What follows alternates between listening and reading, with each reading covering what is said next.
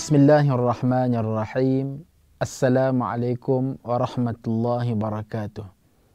Alhamdulillahi rabbil alamin. Assalatu wassalamu ala rasulillahil amin wa ala alihi wa sahbihi ajma'in. Saudara muslimin dan muslimat yang dirahmati Allah sekalian, alhamdulillah kita bersyukur kehadrat Allah Azza wa Jalla di atas sekalian nikmat dan rahmat kurniaannya kepada kita semua, khususnya nikmat Islam dan nikmat iman. InsyaAllah pada hari ini kita menyambung perbincangan tajuk di bawah I'jazul Quran pada siri yang ketiga pada hari ini. Iaitu kalau kita merujuk kepada Al-Quranul Karim, nun di sana ada beberapa kalimah Al-Quran yang hampir dengan perkataan mu'jizat ataupun dengan perkataan i'jazul Quran yang sifatnya boleh melemahkan orang-orang kafir ataupun mana-mana mereka yang tidak jujur, yang cuba mengeksploitasi kelemahan Al-Quran, yang alhamdulillah pada selama-lamanya mereka gagal menemui kelemahan tersebut. Apa yang berlaku ialah mereka menerima sirna hidayah. Pertama sekali, ada kadang-kadang Allah Azza wa Jalla menggunakan perkataan ayah merujuk kepada kehebatan Al-Quran dalam menundukkan manusia. Contoh, firman Allah Subhanahu wa taala dalam surah Al-A'raf ayat yang ke-73, A'udzu billahi minasyaitonir rajim. Wa ila thamud akhahum salihah qala ya qaumi ibudullaha ma lakum min ilahin ghairuh قد جاءتكم بينة من ربكم هذه ناقة الله لكم آية فذروها تأكل في الأرض الله ولا تمسوها بسوء فيأخذكم عذاب أليم صدق الله العظيم. Yang bermaksud, dan kami telah mengutus kepada kaum Samud saudara mereka yang bernama Nabi Saleh. Ia berkata, wahai kaumku, sembahlah Allah, sesekali tidak ada Tuhan bagimu selainnya. Sesungguhnya telah datang bukti yang nyata kepadamu dari Tuhanmu. Unta betina Allah ini menjadi ayah tanda bagimu. Maka biarkan dia makan di bumi Allah dan janganlah kamu mengganggunya dengan gangguan apa sekalipun, yang kerananya kamu akan ditimpa seksaan azab yang sangat pedih. Di mana pada ayat ini Allah Subhanahu wa taala menggambarkan seekor unta yang dihantar kepada Nabi Saleh itu sebagai suatu tanda mukjizat, kelebihan yang Allah Azza wa Jalla berikan kepada Nabi Saleh. Dan pada masa itu Allah menggunakan perkataan ayah. Ayatun min ayatillah, salah satu daripada tanda-tanda Allah Azza wa Jalla. Itu yang pertama. Yang kedua, saudara dan saudari sekalian, ada masanya Allah Azza wa Jalla menggunakan perkataan al-bayyinah yang merujuk kepada makna bagaimana Allah berjaya melemahkan orang-orang kafir dengan kehebatan Al-Quranul Karim. Contoh, dalam surah Al-A'raf ayat 105, Allah Azza wa Jalla berfirman, A'udzu billahi minasyaitonir rajim. Haqiqun ala alla aqula 'ala Allahi illa al-haq. Qad ji'tukum bayyinatin min rabbikum fa arsil ma'iya bani Israil. Yang bermaksud, wajib atasku tidak mengatakan sesuatu terhadap Allah kecuali al-haq, yang benar dan betul. Sesungguhnya aku datang kepadamu dengan membawa bukti yang nyata dari Tuhanmu. Maka lepaskanlah Bani Israel pergi bersamaku. Dalam matan Allah menyebut, Qad ji'tukum bayyinatin min rabbikum. Sesungguhnya aku telah pun datang kepada kamu dengan membawa bayyinah, bukti yang terang dan nyata. Iaitulah kelebihan-kelebihan daripada Allah Azza wa Jalla yang berakhir dengan bagaimana manusia tunduk dan patuh kepada Allah Azza wa Jalla. Bagaimana pada ayat ini, tuan-tuan dan puan-puan, Allah mengguna perkataan bayyinah ganti kepada i'jaz ataupun mu'jizat. Seterusnya Allah Subhanahu wa taala berfirman lagi dalam surah An-Nisa, di mana pada surah An-Nisa ini Allah Subhanahu wa taala sekali lagi menggunakan dengan perkataan yang baru. Itulah merujuk kepada Al-Burhan. Allah Azza wa Jalla berfirman, A'udzu billahi minasyaitonir rajim. Ya ayyuhan nas, qad ja'akum burhanun min rabbikum wa anzalna ilaikum nuran mubina. Sadaqallahul azim. Wahai manusia, sesungguhnya telah datang kepadamu bukti kebenaran dari Tuhanmu, maka dengan mukjizatnya dan telah kami turunkan kepadamu cahaya yang terang benderang, yakni Al-Quranul Karim. Tuan-tuan dan puan-puan, bagaimana Allah ketika menggambarkan tentang kehebatan pada Al-Quranul Karim yang boleh melemahkan orang kafir daripada terus mencabar akan kehebatan Al-Quran, maka Allah Azza wa Jalla menggunakan dan menyebut perkataan burhanun. Burhanun mir rabbikum. Nah, ini dia Al-Quranul Karim sebagai suatu burhan, dalil, sebagai suatu pembuktian yang datang daripada Tuhan kamu Allah Azza wa Jalla.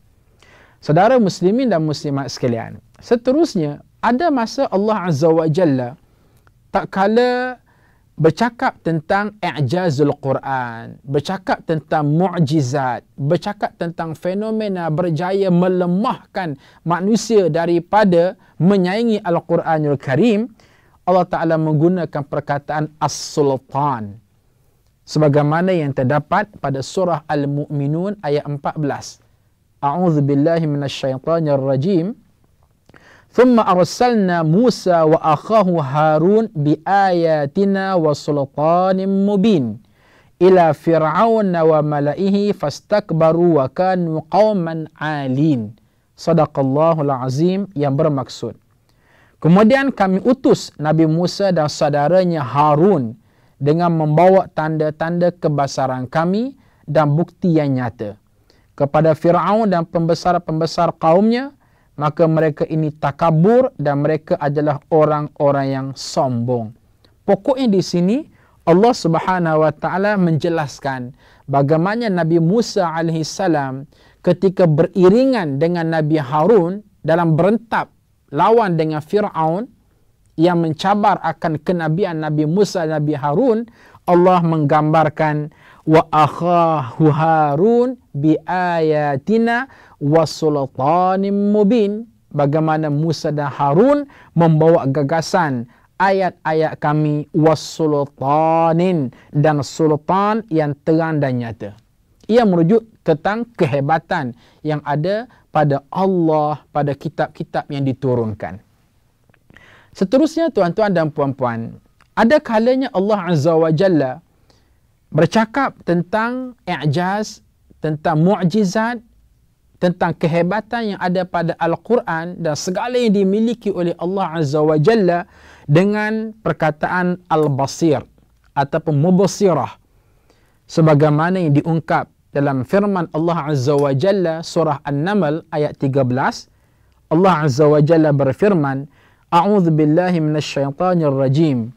Wa adkhil yadaka fi jaybika takhruj bayda'a min ghairi su' fi 9 ayatin ila fir'auna wa qaumih innahum kanu qauman fasiqin falamma ja'atuhum ayatuna mubsirah qalu hadha sihrun mubin. Sadaqallahul azim, yang bermaksud, dan masukkanlah tanganmu ke leher bajumu, nescaya ia akan keluar putih bersinar bukan kerana penyakit.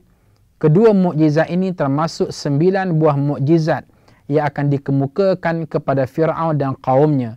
Sesungguhnya mereka adalah kaum yang fasik. Maka tak kala mukjizat-mukjizat kami yang jelas itu sampai kepada mereka, berkatakanlah mereka ini adalah sihir yang nyata. Yang jelas Allah Subhanahu wa taala menggambarkan bagaimana mukjizat yang dibawa oleh Nabi Musa ketika mana bertempur dan bertarung dengan Fir'aun itu digambarkan sebagai mubasirah, sebagai suatu kekuatan yang datang daripada Allah Azza wa Jalla untuk melemahkan musuh-musuhnya. Inilah dia tuan-tuan dan puan-puan, bagaimana Allah Azza wa Jalla sebagai satu variasi memberikan nama-nama yang berlainan. Walau bagaimanapun ia tetap berada pada suatu kerangka bahawa ia bertujuan untuk melemahkan orang-orang kafir, orang-orang yang mempertikaikan Al-Quranul Karim. Sebagai kesimpulan kepada apa yang telah kita lalui terdahulu, maka sukalah saya memberikan gambaran begini. Pertama sekali, i'jaz Al-Quranul Karim adalah salah satu medium untuk kita at-taqarrub ilallah, mendekatkan diri kepada Allah Azza wa Jalla. Begitu banyak testimoni-testimoni yang insya-Allah kita akan bentang pada siri-siri yang berikut, menyaksikan bagaimana mereka yang pada peringkat awal sangat-sangat anti dengan Al-Quran, anti kepada Al-Quran, anti kepada wahyu Allah Azza wa Jalla. Bahkan mereka ini mengkaji Al-Quran atas nawaitu untuk mencari mana kelemahan-kelemahan yang ada pada Al-Quran untuk mereka highlightkan kepada manusia.